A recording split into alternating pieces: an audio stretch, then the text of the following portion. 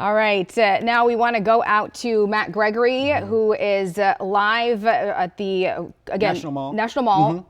Protests all across the country. Alexandria, we had footage from there. Yeah. Maryland and Germantown, where Sarah Robertson was. And there we go, Matt Gregory live on the National Mall there. I want to ask you, kind of set the scene for us.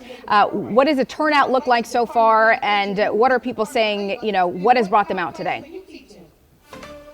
Yeah, okay, so we're actually on the south end of the Frederick Douglass Bridge, and what's kind of this new bridge community that's being built over here, and this is where the No Kings rally is taking place. That's going to be marching into the district from the outside. We already saw one earlier, right from Arlington into the mall. This is one kind of coming up, going to Fort McNair.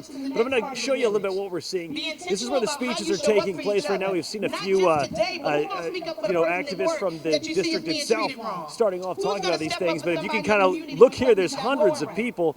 If you want to pan, Jack, there's a couple of signs that are bit. We can't have them on television, so we're just going to ask Jack to spin quickly this way. Jack, give it a shot down there. The speeches, the audience goes all the way back down that way. If I had to guess, right, we're in the hundreds, possibly 1,000 or so right here. I'm actually surprised we have a signal right now.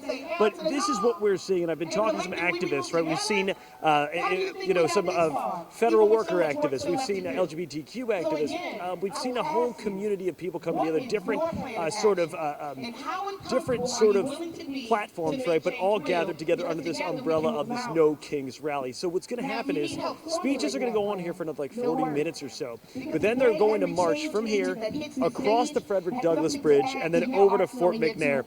And everyone here that we've seen, it's very different from all the protests I've covered in the past. That it's very peaceful. People are actually quite happy. There's people dancing around as frogs, things like that. It's a very much a patchwork quilt of DC and maybe the DMV as well.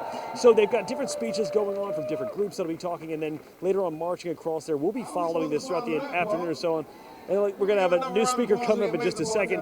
When you come back to us over the next couple of minutes or so, we'll let you dip in and kind of hear a little bit more of the speeches. But for now, this is what we're seeing in Southeast D.C., about to be the way going across, as I said, the Frederick Douglass Bridge, and we'll be among them. But for now, Southeast, I'm Matt Gregory. Back to you guys in the studio. Hey, Matt, before we let you go, because this question has come up time and time again, what are the demonstrators today going to do after today to ensure the things that they're advocating for, the things that they don't like, get changed? So that's one of the messages. Sorry, I should have brought that up, right? One of the things they're talking about, Larry, is they're saying, yes, this is important to be here today, important to continue galvanizing, to keep the momentum swinging in this direction, right?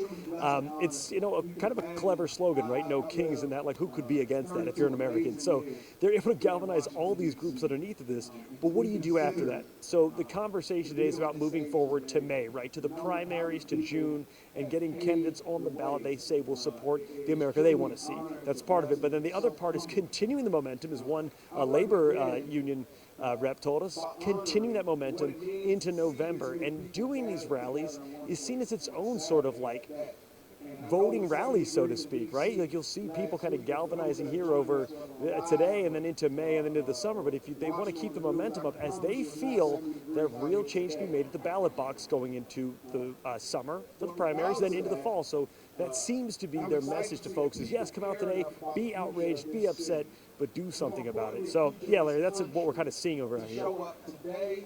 Gregory, we appreciate it. Thank you, sir.